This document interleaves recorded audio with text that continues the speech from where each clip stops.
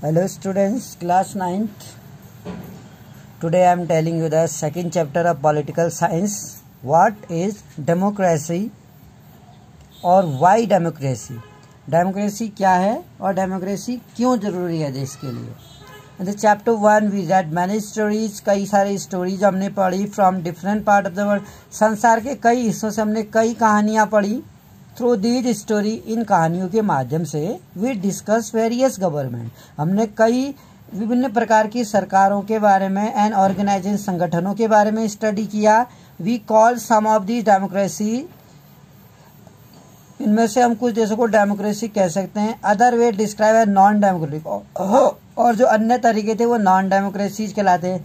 क्या आपको याद है? Can you recall for each of these countries sometime about the government that we describe as a democracy. कभी कभी हम सरकार के बारे में अगर बात करें जिसे हम समथिंग जो सरकार के बारे में है that were describe as democracy, जो डेमोक्रेसी के रूप में स्वीकार की गई थी, वर्णित की गई थी. Chile before and after Pinochet rule, Pinochet से पहले, अगस्तो पिनोचेट से पहले और अगस्तो पिनोचेट के बाद का जो रूल था, यानी कि अगस्तो पिनोचेट से पहले सैल्वाडोर अलेंडी, अगस्तो पिनोचेट के बाद मिशेल बेचलेट जिसका बचपन जेल में बीता. तो कहीं ना कहीं ये दो पिनोचेट के पहले और बाद का जो हिस्ट्री रहा चिली का वो डेमोक्रेटिक कहा जा सकता है. उसके बीच में पिनोचेट के टाइम पे कंप्लीटली आर्मी रूल्स, आर्मी कूफ का शासन था. काफ़ी टॉर्चर किया गया लोगों को, कॉन्स्पिरेसी षड्यंत्र रचा गया. Poland after the fall of communist rule, communist rule के फॉल के बाद पोलैंड का जो शासन था, Lech Walesa became the president in Poland. Ghana in an early period of Nkrumah government, जो घाना था, घाना जो गोल्ड कोस्ट के नाम से जाना जाता है, उसमें निक्रुमा का जो गवर्नमेंट था उसके बारे में. What do you think is common to them, आप क्या सोचते हैं कि इनमें क्या कॉमन है? Why do we club them all under the level of democracy, why is it that distinguishes these government from the Pinochet rule in Chile? हम कैसे डिस्टिंग्विश करते हैं इन गवर्नमेंट्स को? अगर हम देखें पिनोचेट के रूल को चिली में, कम्युनिस्ट पार्टी को पोलैंड में और निक्रुमा के रूल को घाना में. What do these government have in common with the military? In government का एक क्या कॉमन है इनमें कि विद द मिलिट्री रूल जो म्यांमार में था उसके साथ अगर हम उसको कंपेयर करें तो हमको क्या कॉमन नजर आता है? Why do we say that these government are not democratic? हम क्यों कहते हैं कि जो ये गवर्नमेंट है, आखिर ऐसा क्या है, हम क्यों कहते हैं कि ये गवर्नमेंट डेमोक्रेटिक नहीं है? On the basis of these analysis अगर हम देखें some common feature democratic government की हम लिख सकते हैं और नॉन डेमोक्रेटिक गवर्नमेंट के feature. Why define democracy, democracy को यहाँ पे डिफाइन करने की ज़रूरत आखिर क्यों आ रही है? बिफोर वी प्रोसीड फर्दर, अगर हम प्रोसीड करें, let us first take note of an objection by Mary. Mary नाम की गर्ल के द्वारा एक ऑब्जेक्शन लिया गया है. She does not like this way of defining democracy, वो डेमोक्रेसी को इस तरह से डिफाइन करने के फेवर में नहीं है. And want to ask some basic questions, और वो कुछ बेसिक क्वेश्चंस पूछ रही है. सिंपल डेफिनेशन अगर हम देखें, let us go back to our discussion on similarity and differences among government that are called democracies. अगर हम डिस्कशन पे चलें और सिमिलैरिटीज और डिफरेंसेस देखें गवर्नमेंट में, दे आर कॉल्ड डेमोक्रेसीज, उनको डेमोक्रेसीज कह सकते हैं. We can see the democracies if we compare the government of those country which we read in previous chapter. We identify one simple factor, हमने एक simple factor पहचाना जो common था सभी डेमोक्रेसीज में. The government is chosen by the people, either in Myanmar, either in Chile, either in Pakistan. We read that the ruler were chosen by the people, the government is chosen by people. We could thus start with a simple definition. So in this way we can make a very simple definition about the democracy. Democracy is a form of government, एक form है government का in which the rulers are elected by the people, जिसमें जो elected people government है, जो representatives है The representatives of the government, MP, MLAs, are chosen by the people of our country. This is a useful starting point. So this definition allows us to separate democracy from forms of government. This main thing separate the other forms of government. This is the power of people in democracy. That in democracy, the people, the real power is in the hand of people. The people choose the representative. The people can change the leader. And in democracy, the people can criticize the government. In democracy, the people get the freedom, people get the equality. There is a useful starting point. Its definition allows us to separate democracy form of government. They are clearly not democratic. The army ruler of Myanmar are not elected by people. Here I told you about the Myanmar. In Myanmar, the army ruler was not appointed by the people. Forcefully, उसने वहाँ rule किया जबरदस्ती.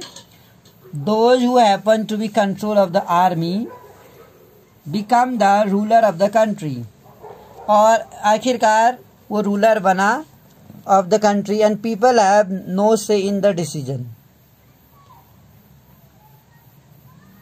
जबकि हम देखते हैं लोग no नहीं कह सकते हैं डिसीजन में. इस तरह से dictator like Pinochet are not elected by people. In the same way जैसे अगस्तो पिनोचेट था चिली में, जो डिक्टेटर था तानाशाह बन गया, अपनी पावर उसने इनॉर्मस कर दी, बहुत ज़्यादा बढ़ा दी.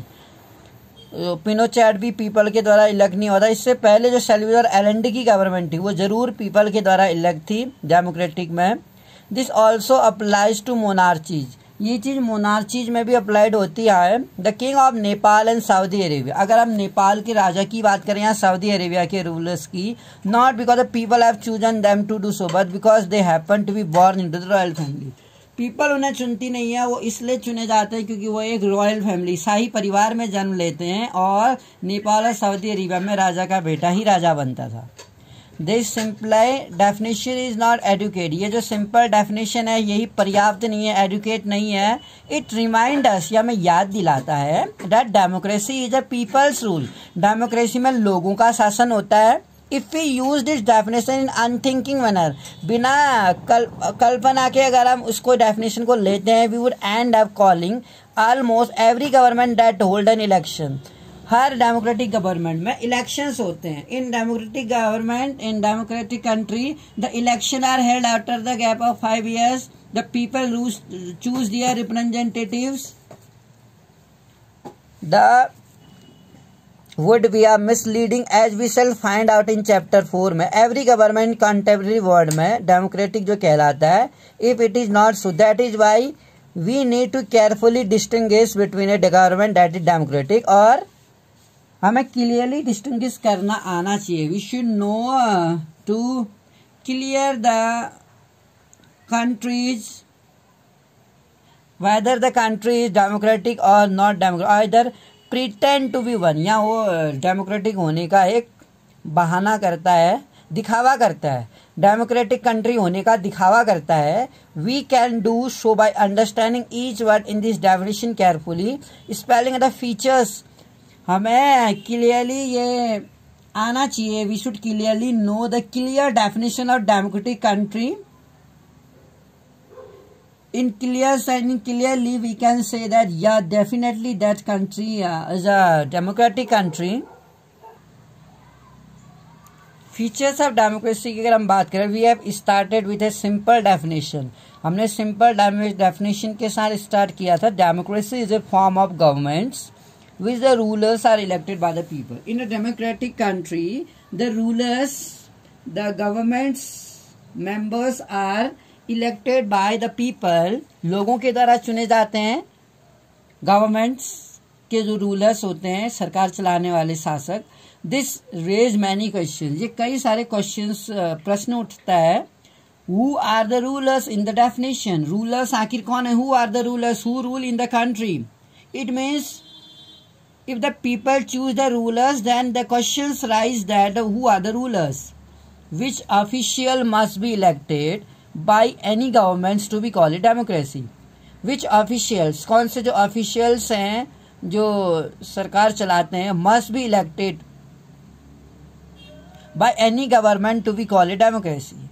जो गवर्नमेंट ऑफिशियल्स हैं वो गवर्नमेंट के द्वारा चूज किए जाते हैं, टू बी कॉल्ड डेमोक्रेटिक कहलाता है। विच डिसीजन में बी टेकन, कौन से डिसीजन लिए जाते हैं non elected official in a democracy.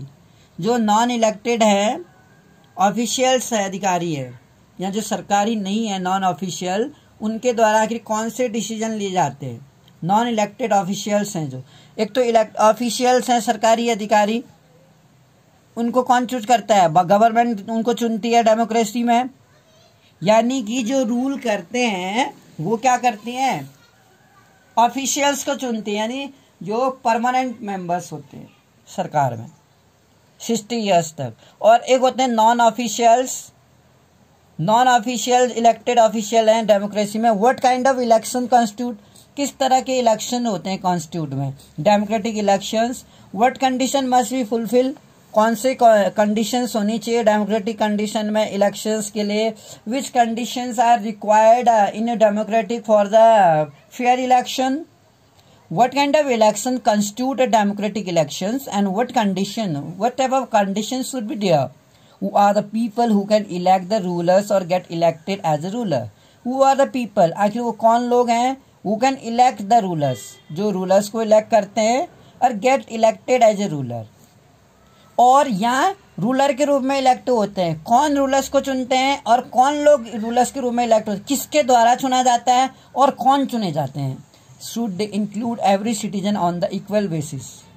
Should this include, क्या उनको शामिल किया जाना चाहिए हर सिटीजन को एक समानता के आधार पर। Can a democracy deny some citizen this right? क्या डेमोक्रेसी कुछ नागरिकों को इससे दूर करती है, इस तरह के अधिकारों से दूर करती है। क्या डेमोक्रेसी में एवरी सिटीजन एक इक्वेलिटी, एक इक्वल बेसिस पर इलेक्शन कंटेस्ट कर सकता है। Finally what kind of form of government democracy, finally हम ये देखते हैं कि किस तरह की गवर्नमेंट हमें डेमोक्रेसी में देखने को मिलती है। Can elected rulers do what ever they want in democracy, क्या जो रूलर्स होते हैं वो वही करते हैं जो डेमोक्रेसी में वो चाहते हैं। Must a democratic government function with some limits, democratic government जो फंक्शंस होते हैं वो कुछ लिमिट्स के साथ किए जाते हैं, इनकी कुछ बंदिशें हैं।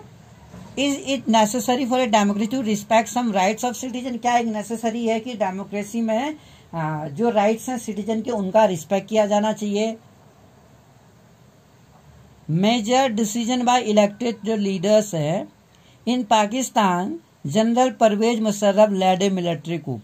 अगर हम पाकिस्तान की स्टडी करें वहां पर जो जनरल परवेज मुशर्रफ था, मिलिट्री कूप का वो था जनरल अधिकारी था। अक्टूबर 1999 में ही ओवरथ्रू ए डेमोक्रेटिकली इलेक्टेड गवर्नमेंट, उसने क्या किया, जो डेमोक्रेटिक इलेक्टेड पीपल के द्वारा चुनी गई गवर्नमेंट थी उसको क्या किया, ओवरथ्रू, उखाड़ फेंका, सत्ता से बाहर कर दिया उस सरकार को।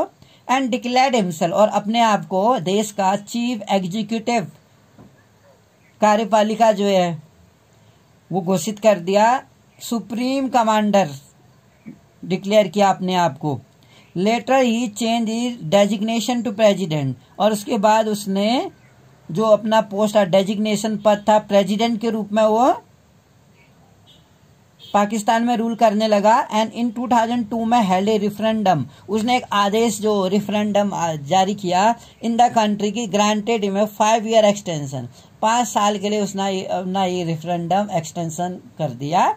पाकिस्तानी जो मीडिया थी और ह्यूमन राइट ऑर्गेनाइजेशन था पाकिस्तान में एंड डेमोक्रेटिक एक्टिविस्ट जो थे, said that the referendum was based on the malpractice, क्या था वो, पूरा भ्रष्ट था, फ्रॉड था, फर्जी था। जो रेफरेंडम जनरल परवेज मुशर्रफ ने डिक्लेयर किया, अपने आप को एज ए प्रेसिडेंट डिक्लेयर किया, वहाँ के जो एक्टिविस्ट थे, सोशल एक्टिविस्ट थे, डेमोक्रेटिक एक्टिविस्ट हैं, वहाँ के सोशल रिफॉर्मर है, ह्यूमन राइट ऑर्गेनाइजेशन है, वहाँ मानव अधिकार संगठन जो वहाँ का है, उन सभी ने जनरल मुशर्रफ के इस तरह के एक्ट की क्रिटिसाइज की, इसे फ्रॉड माना, इन अगस्त 2002 में issued a legal framework order, कानूनी जामा एक कानून बनाया और अमेंडमेंट किया कॉन्स्टिट्यूशन में पाकिस्तान के।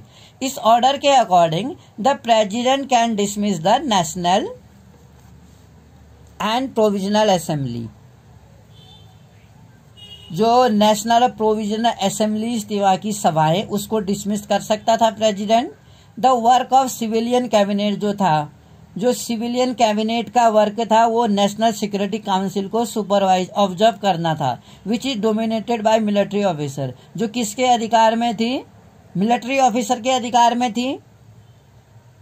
आफ्टर पासिंग दिस लॉ, इस लॉ के पास होने के बाद, लागू होने के बाद, election were held to national and provisional assembly, election कराए गए नेशनल और प्रोविंशियल असेंबली के लिए। तो Pakistan has an election, elected representative जो थे पाकिस्तान के, जो जनता के द्वारा चुने गए थे प्रतिनिधि, हैव सम पावर, कुछ पावरें थी उनके पास जो पीपल के द्वारा चुने जाते थे प्रतिनिधि असेंबली के लिए। बट द फाइनल पावर, लेकिन फाइनल पावर लास्ट में मिलिट्री ऑफिसर यानी खुद जनरल मुशर्रफ के हाथ में दे दी गई।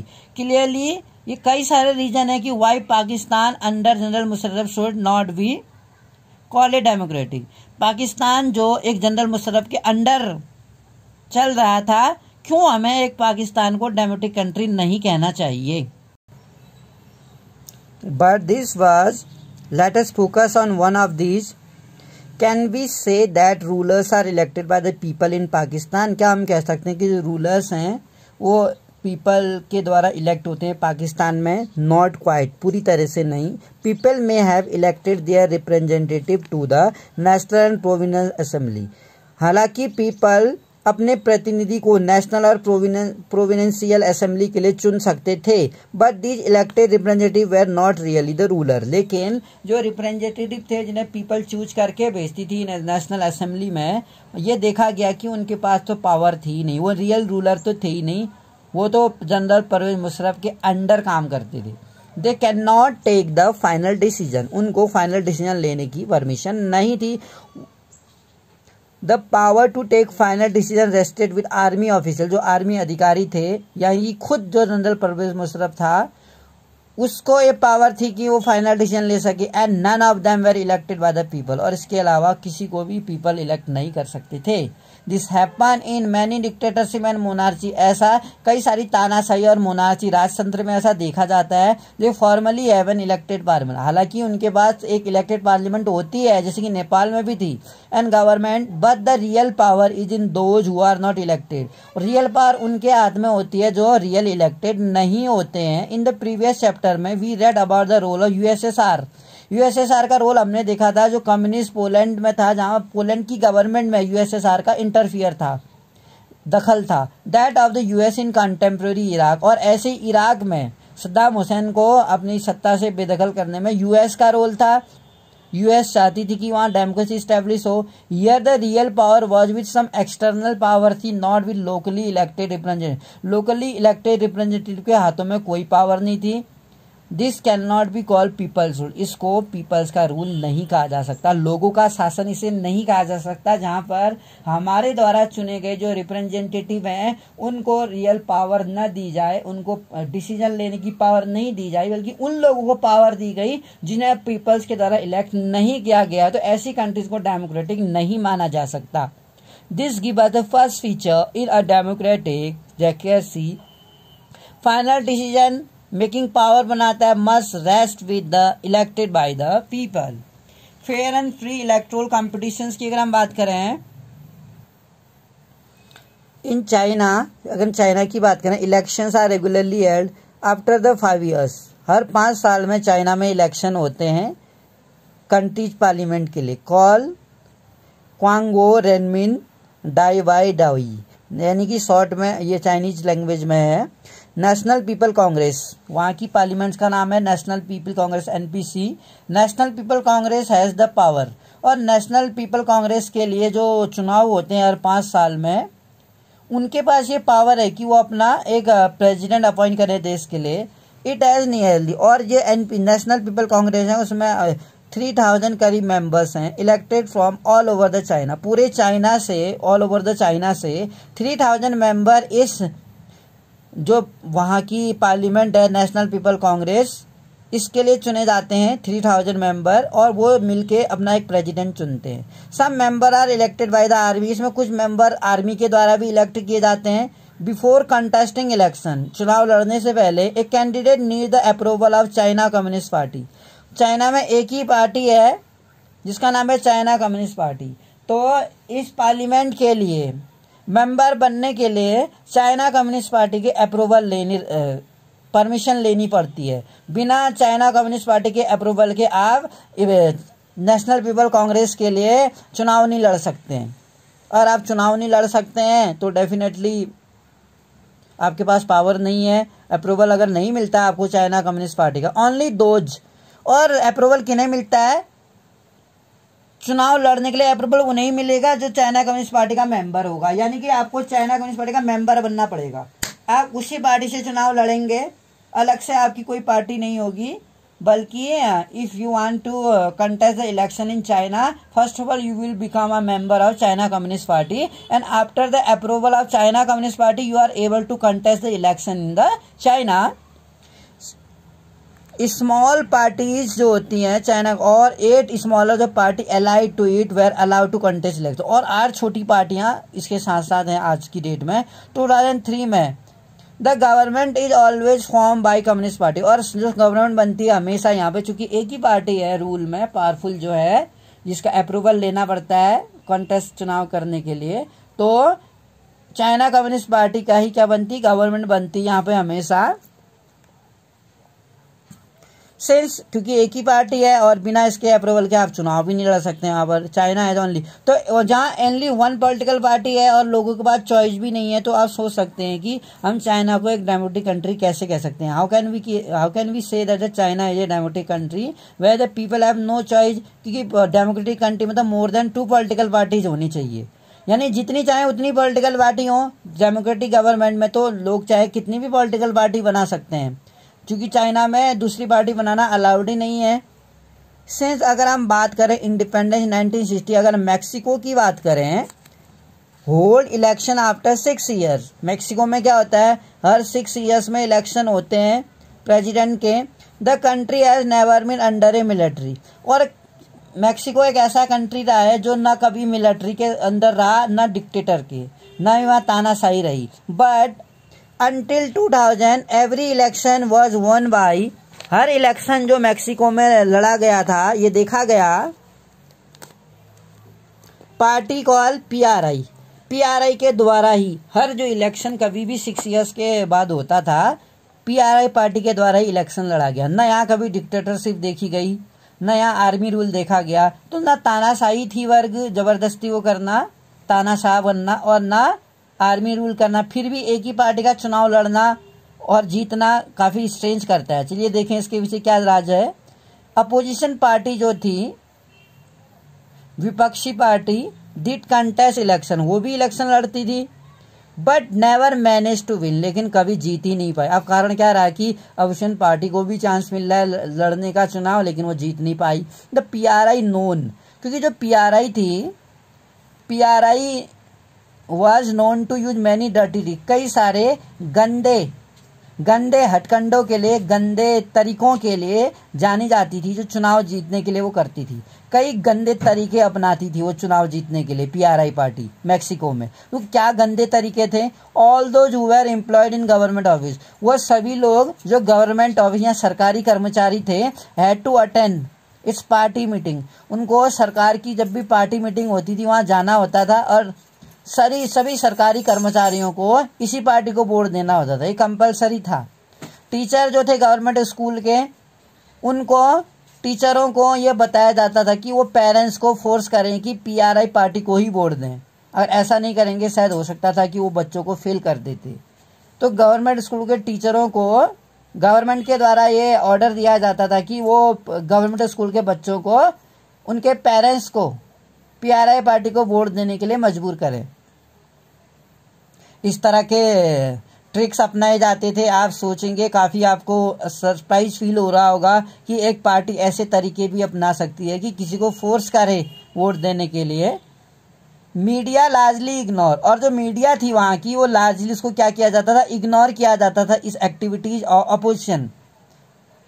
Political party except to criticize them, ये वो क्या कर सकती, इग्नोर करती थी, और opposition party except criticize them नहीं कर सकती थी। Sometime the polling booth were shifted, कभी कभी तो हम देखते हैं कि जो ये पोलिंग बूथ थे वहाँ पे जहाँ पर इलेक्शन के दिन जाते हैं मतदान केंद्र, उनको शिफ्ट करके दूर अरेंज किया जाता था लास्ट टाइम पर कुछ मिनटों में, जिससे कि लोगों को काफ़ी डिफ़िकल्टी होती थी टू कास्ट देयर वोट, अपना वोट डालने के लिए।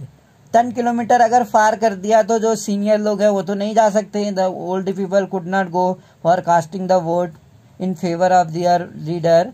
PRI spend large some of money, और जो पीआरआई पार्टी थी वो बहुत ज़्यादा पैसा खर्चा करती थी कैंपेन में, अभियान में। अपने जो भी कैंडिडेट उस पार्टी से चुनाव लड़ता था उसके अभियान में बहुत ज़्यादा पैसा खर्च किया जाता था। गवर्नमेंट ऑफिसर्स को मजबूर किया जाता था, गवर्नमेंट स्कूल के बच्चे को मजबूर किया जाता था कि उनके पेरेंट्स पीआरआई पार्टी को वोट दें, और मीडिया को ये अलाउड नहीं था कि वो गवर्नमेंट की इस डर्टी ट्रिक्स को पब्लिश करें। और लास्ट टाइम पर जो पोलिंग बूथ था उसको शिफ्ट कर दिया जाता था, बदल दिया जाता था। जो इलेक्शन जो पोलिंग बूथ था जहाँ चुनाव सेंटर जो होते थे, इलेक्शन सेंटर जहाँ वोट देने जाते हैं, उसको कहीं दूर शिफ्ट कर दिया जाता था लास्ट के टाइम पे। Should we consider the election describe of the example of people electing their ruler, क्या हम सोच सकते हैं कंसिडर इलेक्शन जो है डिस्क्राइब कर रहे हैं जो अब एग्जाम्पल ऑफ, ये ऐसा एग्जाम्पल है जिसमें डिस्क्राइब हम कर सकते हैं कि पीपल अपने रूलर्स को वाकई में चूज कर रहे हैं। Reading the example we get sense that we can not, हमें एक सेंस मिलता है कि सचमुच में ऐसा नहीं है। There are many problems here, यहाँ कई सारी समस्याएं आती है। इन चाइना में अगर हम देखें, election do not offer the people any serious choice, China में पीपल के पास ऐसी कोई सीरियस चॉइस नहीं थी। चाइना कम्युनिस्ट पार्टी के अलावा कोई दूसरा कैंडिडेट उन्हें नजर नहीं आता था। They have to choose the ruling party, उनको रूलिंग पार्टी को ही चूज करना पड़ता था, और कैंडिडेट को जो उसके द्वारा उस पार्टी के द्वारा अप्रूव्ड होता था वही कैंडिडेट, यानी कि वो कैंडिडेट तभी चुनाव लड़ सकता था जब उसे चाइना कम्युनिस्ट पार्टी से अप्रूवल मिलता था, और वो कैंडिडेट कौन होता था, उन्हीं पार्टी का होता था। Can we call this a choice, क्या हम इसे चॉइस कह सकते हैं। In the Mexican example, Mexico के एग्जाम्पल में people seemed to really have a choice, लोगों के पास चॉइस हो सकती है, but in practice they had no choice, real sense में उनके पास कोई चॉइस नहीं थी। We can thus add a second features add कर सकते हैं टू अवर अंडरस्टैंडिंग, ये जानने के लिए, of democracy. Holding election of any kind is not sufficient.